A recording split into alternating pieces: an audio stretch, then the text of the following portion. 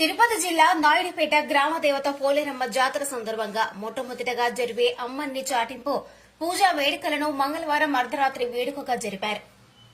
జాతర సందర్భంగా పెద్ద కాపుగా వ్యవహరించే విన్నమాల గ్రామానికి చెందిన అరవభూమి శ్రీనివాసులు రెడ్డితో పాటు ఆలయ కమిటీ సభ్యులు దేవాదాయ శాఖ అధికారులు కలిసి పోలేరమ్మ ప్రతిమ వద్ద ప్రత్యేక పూజలు నిర్వహించారు.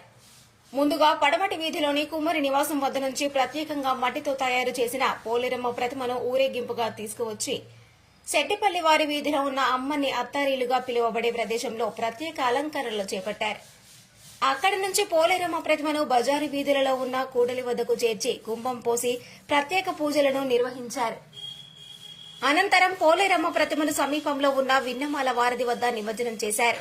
ఈ సందర్భంగా వారు మాట్లాడుతూ మే 5వ తేదీన రాత్రి గ్రామదేవత పోలేరమ్మ నిలుపు 6వ తేదీన జాతర మహోత్సవాన్ని అత్యంత వైభవంగా నిర్వహించనున్నట్లు తెలియజేశారు. ఈ కార్యక్రమంలో దేవాదాయ శాఖ ఈవో నవీన్, ఆలయ కమిటీ చైర్మన్ నానవాల సుబ్బారావు, కమిటీ సభ్యులు ఆకుల కుబేరుమణి, నల్లబోతుల రామారావు, శేషగిరి, ధనుంజయ, కృష్ణారెడ్డి, పెద్దగొల్ల, యాదగిరి, జనార్దన్ యాదవ్, చాపల వెంకటేశ్వర్లు, జాతర నిర్వహించే వివిధ వర్గాల వారు, విన్నమాల గ్రామస్తులు తదితరులు పాల్గొన్నారు.